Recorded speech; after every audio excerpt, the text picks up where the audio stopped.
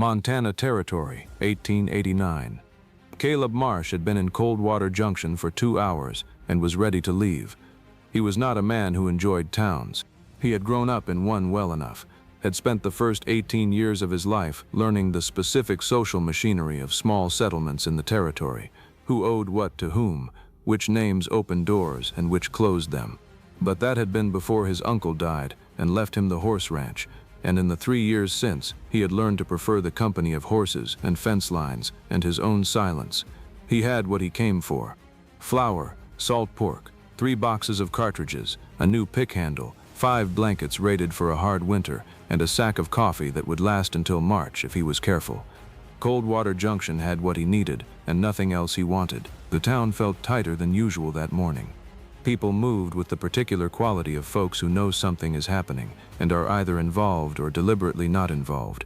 He loaded the wagon, checked the harness, climbed onto the box. He was reaching for the reins when he heard it. A sound from the covered section behind him, canvas shifting, someone adjusting their weight against the wooden side. He got down. He walked to the back of the wagon. He pulled the flap aside. A young woman was sitting between the flour sacks and the blankets, knees drawn up, a small carpet bag clutched in both hands, and an expression on her face that was trying to be composed and was not entirely succeeding. She was 22 years old or near enough. Fair hair coming loose from its pins, gray eyes doing the specific calculation of someone who has just been caught and is deciding, in real time, whether the person who caught them is a danger or a chance. Her dress was blue and simple, with a tear at the shoulder seam that looked recent. She had been running. He looked at her for a moment. She looked at him. Outside, somewhere down the main street of Coldwater Junction, he could hear the sound of horses moving at the particular pace of men who were searching for something. She leaned forward. "Pretend I'm your wife," she whispered, "until we're out of town." Caleb Marsh looked at this woman he had never seen before, hiding in his wagon between his flour and his blankets, with the sound of approaching horses getting louder, and a small bag in her hands, and the specific desperation of someone who has run out of options and landed on a stranger's wagon as the last one remaining. He did not know her name. He did not know what she was running from. He knew the sound of horses moving like men looking for something, and he knew what it meant when someone was hiding. "Get down," he said. "Lie flat. Pull the blanket over."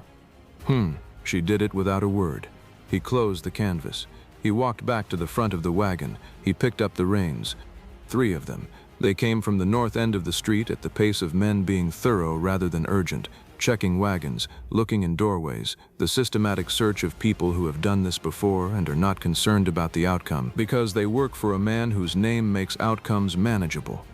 Caleb knew who they rode for before they reached him. Everyone in the county knew Silas Corwin's men. They had a specific quality, not individually remarkable, but collectively the quality of men who understood that their authority came entirely from someone else's money, and who had accepted the arrangement because the money was sufficient. The lead rider pulled up beside the wagon. "Morning." "Morning," Caleb said. "You ride in from the West Road? Marsh Place, 10 miles?" The rider looked at the wagon, at the loaded supplies visible through the open front, at Caleb. "You see a young woman on your way in. Fair hair, blue dress?" Caleb thought about what he had seen. He thought about it for the half-second available to him and made the only decision that felt honest within that half-second: that he did not yet know why she was hiding, and therefore did not yet know whether helping these men would be the right thing or the wrong thing. And until he knew, the burden of proof was on them. "My wife's in the back," he said. "Poorly this morning. Something she ate." "Bueno." The rider looked at the wagon. Caleb did not look at the canvas flap. He looked at the rider with the steady expression of a man who has answered a question honestly and is waiting for the next one. From behind the canvas came a sound, a small shift, then silence. Then the flap pulled aside, and Josephine Calloway looked out at the riders with the composed expression of someone who has just heard what was needed of her and has decided to provide it. Her hair was slightly more disheveled than before. Her cheeks had color in them that had not been there 60 seconds earlier, which he would later understand she had achieved by biting them. "Caleb," she said. She put a specific emphasis on the name, not performing familiarity, just using it the way you use a name you have used 1,000 times. "Are we going or not?" "In a moment," he said. He looked at the rider. "That everything?" He looked at Caleb. He looked at Josephine again. Then his eyes went to her hands, still wrapped tight around the carpet bag, and to the fine stitching on its edge, the kind of bag that did not belong to a rancher's wife riding into town for flour. His expression changed. "That's a fair bag for a sick woman to be carrying to the store," he said. Caleb moved the wagon before the rider finished the sentence. Not dramatically, he simply said, "She won't set it down." Sentimental about it, with the flat conviction of a man who is not arguing, and flicked the reins, and the horse moved because horses move when you tell them to, and the wagon was in motion before the rider had decided what to do about the answer. They let him go for about 30 seconds. Then he heard them behind him, not chasing, but following, which was different and in some ways worse, because following had patience, and chasing had urgency, and patience was harder to outrun. He turned the wagon at the livery corner without signaling, and took the alley behind the dry goods store and came out on the old logging road that ran parallel to the main street and was not technically a road anyone used in October because the washouts were deep and the footing was uncertain. The wagon handled it. He came out on the north fork of the Ridge Road and pushed the horse to a pace that was not comfortable but was sustainable. After 20 minutes, he could not hear anyone following anymore. He did not stop. Josephine came forward from the back of the wagon and sat beside him on the box without asking. Her carpet bag was still in her lap. She was looking at the road ahead with the expression of someone who has passed the crisis and is now managing what comes after it. "They'll take the main road," she said. "I know," he said. "That's why we're on this one." "Where does this one go?" "Eventually my ranch, by way of a longer route through the North Valley." She was quiet for a moment. The Montana October was holding on tight. The cottonwoods were all gold now, and the sky had that sharp, thin blue that tells you winter is tired of waiting. "I should explain," she said. "You should," he said. She looked at her hands. "My name is Josephine Calloway. My father was a wheelwright in Coldwater Junction. He died in the spring, working a wheel job that went wrong." She paused. "He left debts, more than any of us knew about. Mudamal nili shend." "I know who Corwin is," Caleb said before she could answer. "Then you know what he wanted in exchange for the debt," she said. He looked at the road. "The wedding was today," she said. "This afternoon, at the Corwin place, Mudamalna brain." "How long were you planning to stay in my wagon?" "Until Coldwater Junction was behind me," she said. "And after that," she looked at the mountains ahead. "I didn't have an after that yet." He drove, she sat. The wagon moved through the Montana afternoon, and neither of them said anything for a while, which was not uncomfortable, which surprised them both. She told him the rest during the first hour on the Ridge Road. Not all at once, in the way things come out when you are moving through a landscape that has no audience, and the person beside you is not filling the silence with questions. Corwin had extended credit to her father the previous winter, when work had been slow and a bad fall from a scaffold had kept him from the shop for 2 months. The rate Corwin had quoted was the rate her father had reported to Josephine, the rate of a man doing a favor. It was not the rate on the actual notes. Josephine had found this out 3 weeks ago, going through her father's ledger after the funeral. The numbers she'd been told were a lie. Corwin hadn't lent her father money. He'd looped a rope around his neck, stacked interest on interest, a math trick that turned a modest debt into a mountain of paper no wheelwright could ever climb over. He'd engineered it, so the only way out was to give him exactly what he wanted. "Mudamoun, he engineered it," she said. "Yes," Caleb said. "You're not surprised. Men with Corwin's money and Corwin's patience don't usually end up holding a wheelwright's debt by accident," he said. "What was he after?" "Nisi." She was quiet a moment. "My father's shop lot. It sits at the mouth of Elkhorn Canyon. There's a stand of timber behind it my grandfather planted." She looked at the mountains. "Corwin's been buying up every parcel between the canyon and the rail spur the territory's laying next spring. Without our lot, the survey has to go around. With it, he controls the right-of-way." "Nisi." Caleb drove. He thought about timber and rail lines and the specific patience of a man who plans in years rather than months. He thought about a wheelwright who had been offered credit at reasonable rates by the most powerful man in the county and had not known, until it was too late, what the credit was actually for. He thought about a young woman in a torn blue dress sitting on the box of a stranger's wagon because the wedding meant to solve everything had been engineered by the same man it was supposed to save her from. "Oh, the lot," he said. "Is it yours now?" "Nensen." "It should be," she said. "My father's will leaves it to me and my brother. But Corwin says the debt transfers with the estate and that the lot's the only asset that covers it. She looked at her hands. I don't know enough about law to know if that's true. It's not entirely true, he said. She looked at him. My uncle rode circuit as a notary before he came out here. He used to talk about debt transfer law over supper like other men talk about weather. He looked at the road. The notes would have to name the property as collateral at the time they were written. If they don't, I don't have the notes, she said. I saw them. I didn't take them. I didn't know I'd need to. He nodded slowly. Out here, he said. The law is mostly whatever the man with the most money says it is. That's how Corwin's built his whole life. But my uncle used to say if you can get a thing in front of a federal marshal, Washington's paper still carries weight, even against a man like that. She looked at him like that mattered more than he realized. He drove. The Montana afternoon was getting colder, and the road was beginning to climb, and somewhere behind them on the main road, Silas Corwin's men were making the same calculation Caleb was. The passes would close in 3 or 4 weeks, and the Marsh ranch was on the other side of them. But the men behind them weren't going to be the biggest problem of the night. Up in the mountains, something a great deal less patient than Silas Corwin was already coming down. It came that evening as storms in the Montana high country come, without the warning that would have been useful, with the specific authority of weather that has decided. Caleb saw it building in the north and pushed the horse harder and did not make it to the ranch. He made it to an old trapper's cabin he used during fall roundup, a single room, stone hearth, wood stacked outside by habit every October, the specific foresight of a man who understood the mountains were not interested in his plans. They got the horse into the lean-to beside the cabin. They got the wagon alongside it. They got inside. Josephine had not complained once on the road, not about the speed, or the cold, or the tear in her dress, or the fact that she had eaten nothing since morning. She sat in the cabin on the single stool while Caleb built the fire and looked around the room with the expression of someone taking inventory and finding it manageable. There's food in the wagon, he said. I'll get it.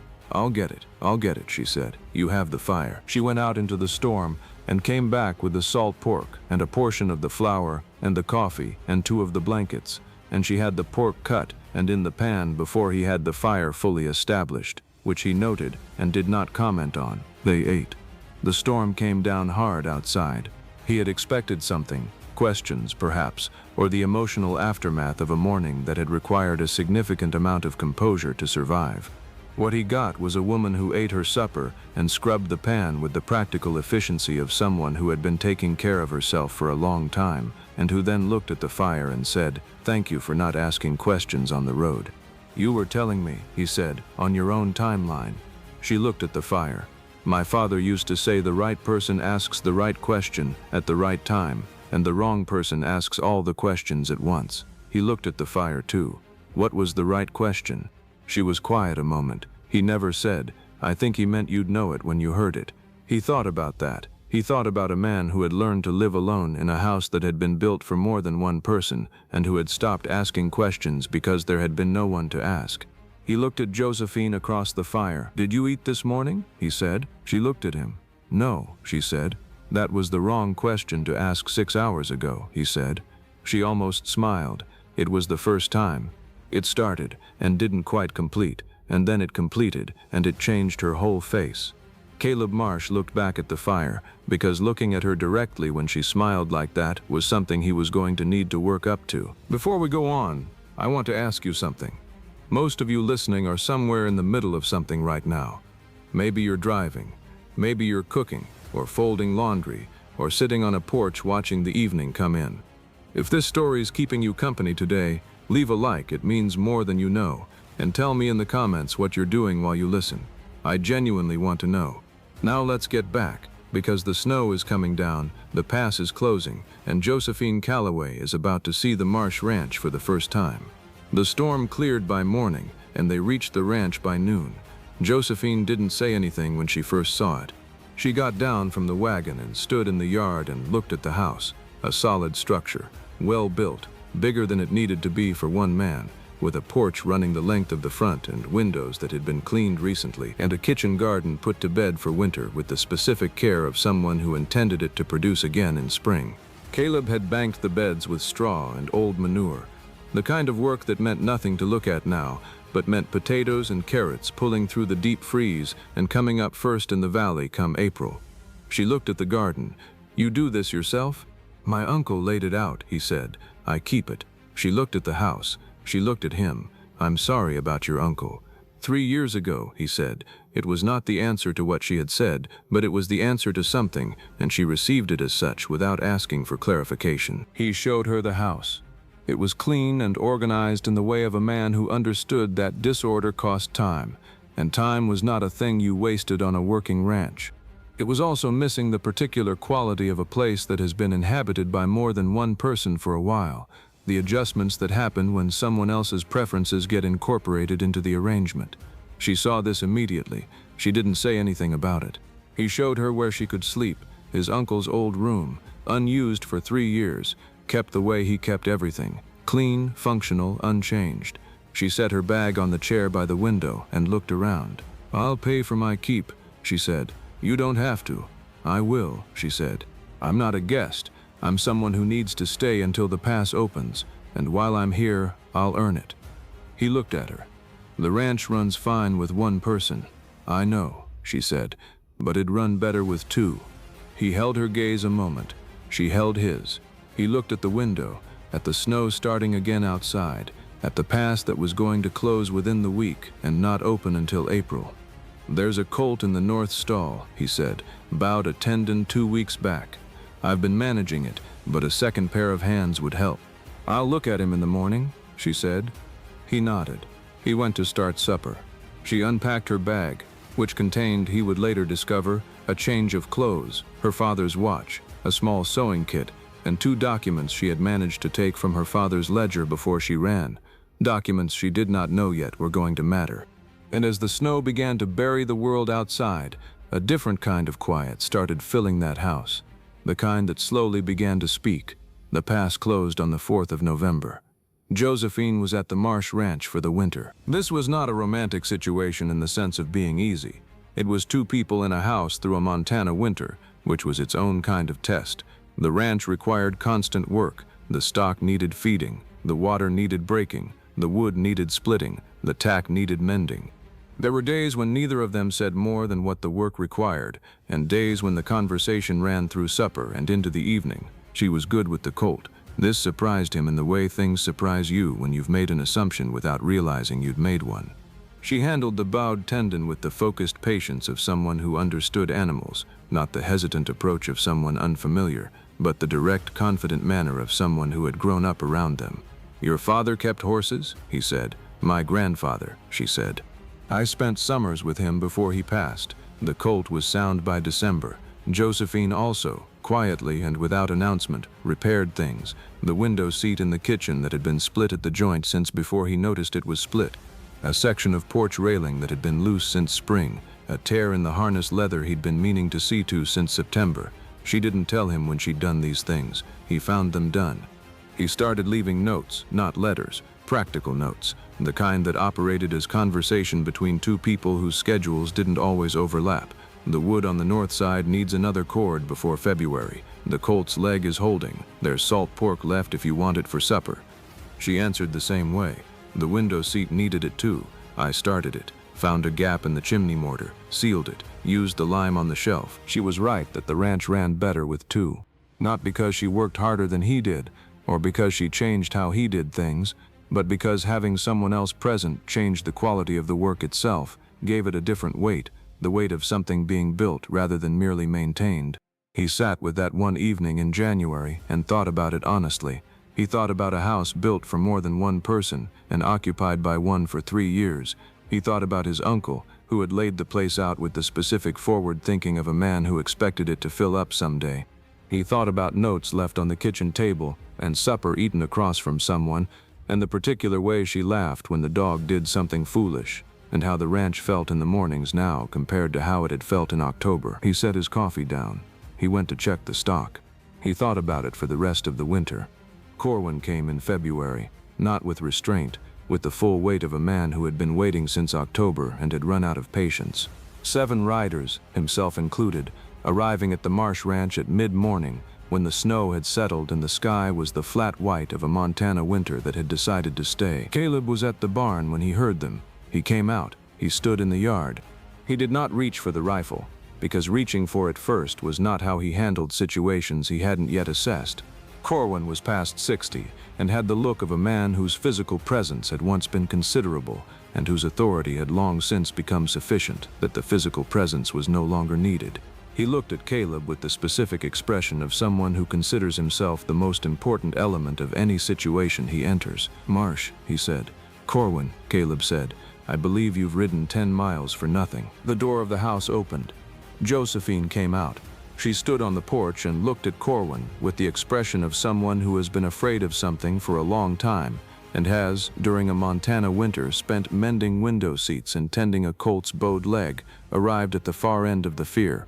Corwin looked at her. "Josephine, come down." She did not move. "My contract," Corwin began. "Your contract," Caleb said, "was with a debt that was manufactured to create exactly this situation, and you know it." Corwin looked at him with the patience of a man who has won arguments for 30 years through the weight of his position, rather than the merit of his logic. "You have no standing in this matter, Marsh." "I have standing," Caleb said, "in anything that happens on my property." Corwin looked at his men. He looked at Caleb. He looked at Josephine on the porch. "Josephine," he said again. His voice had changed, softer, which was worse than hard. "Your father's debts are real. That lot is legally at risk. I've been patient. I'm offering you a resolution that protects what's left of your family's holding." "You built the debt," she said from the porch. Her voice was entirely steady. Caleb stepped forward. He stood between Josephine and the men on horseback. "She asked me to pretend to be her husband to get out of that town," he said. He looked at Corwin, at the 7 riders, at Corwin again. "But she will never need to pretend anything in this house."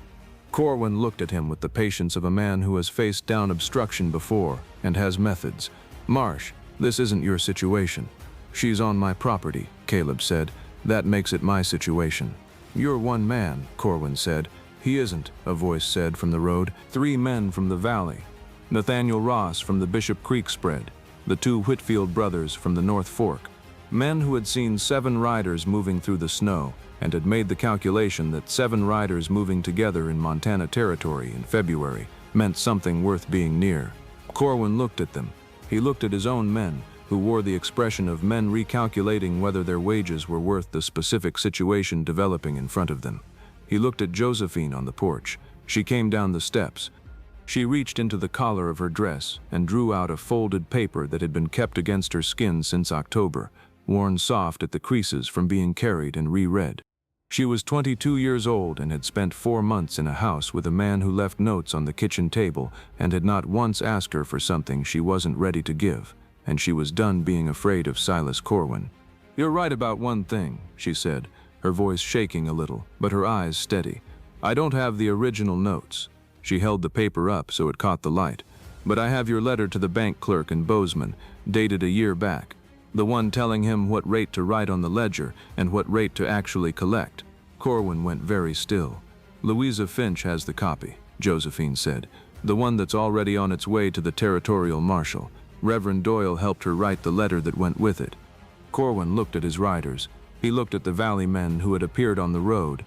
He looked at Caleb, who had not moved from between him and Josephine and showed no intention of moving. He looked at Josephine and at the paper still held steady in her hand.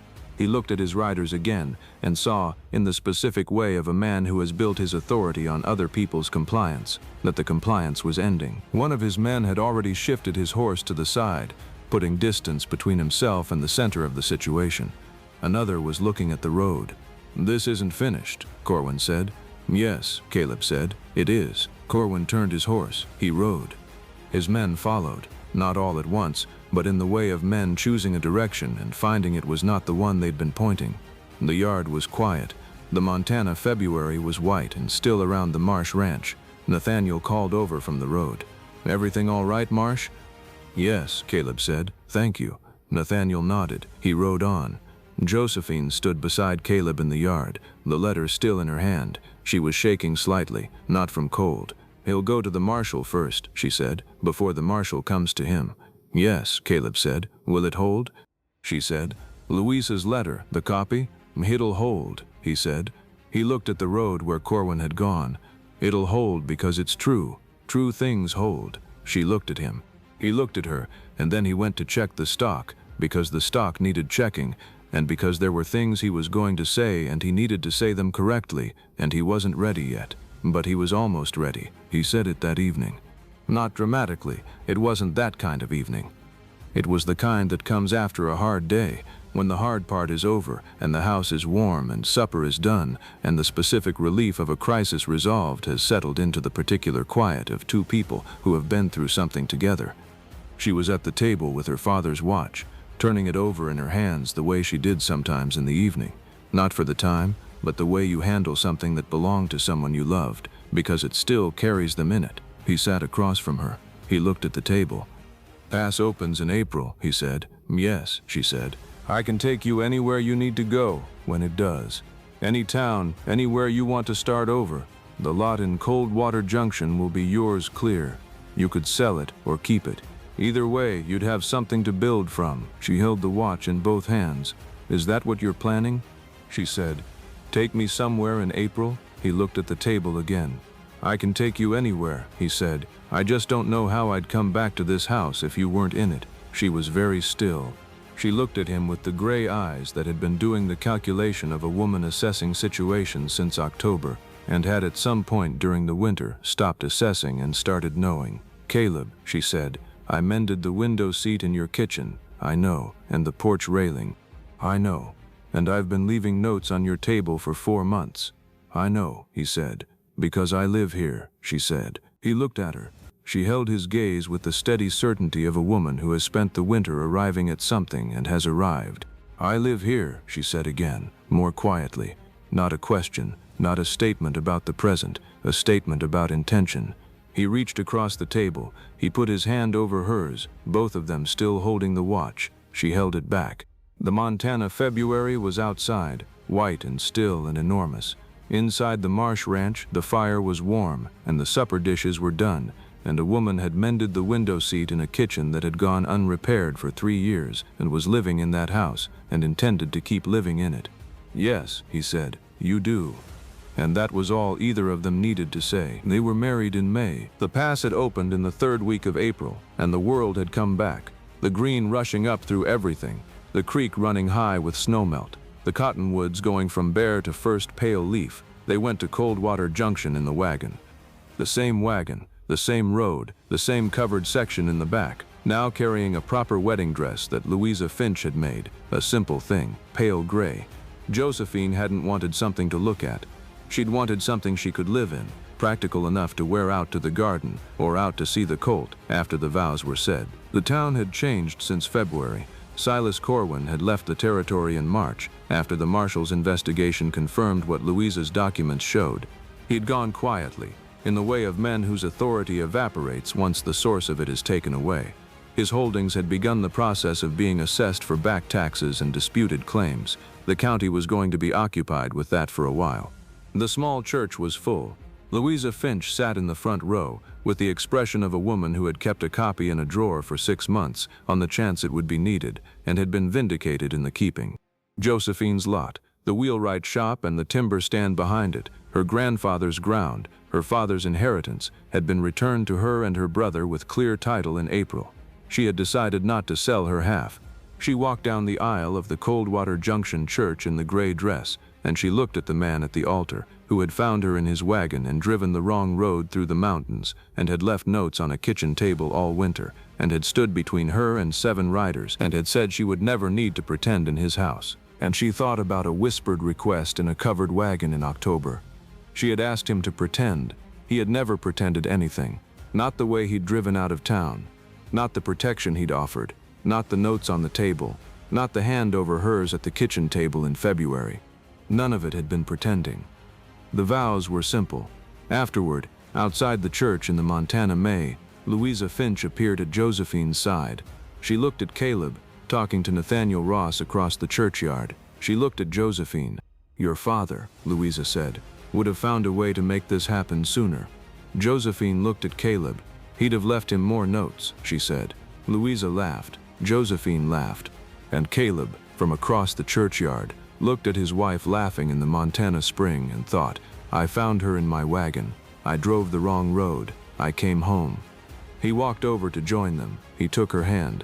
She held it, and the Montana May was around them, green and enormous and beginning, and everything was exactly and completely right. Caleb Marsh found a woman hiding in his wagon and drove the wrong road through the mountains. He did not plan any of what happened next, but he made a series of small decisions, each one unremarkable on its own, that added up to everything. He decided not to ask questions on the road before she was ready to answer them. He decided to leave notes on the kitchen table instead of conversations she wasn't ready to have. He decided to stand between her and the men who came to his yard in February, because she was on his property, and therefore it was his situation, and because some things are simply that clear. And he decided to say the truest thing he knew how to say, that he could take her anywhere, but he didn't know how he'd come back to the house if she wasn't in it. That is not a grand gesture. That is a man who learned over the course of a Montana winter what the house was for. She had asked him to pretend. He never pretended a single thing. The lie that got them out of town became the truest life either of them had. Some things start as survival and become something else entirely. Pay attention to what they become. May God bless each and every one of you who listen today. Until next time, keep riding.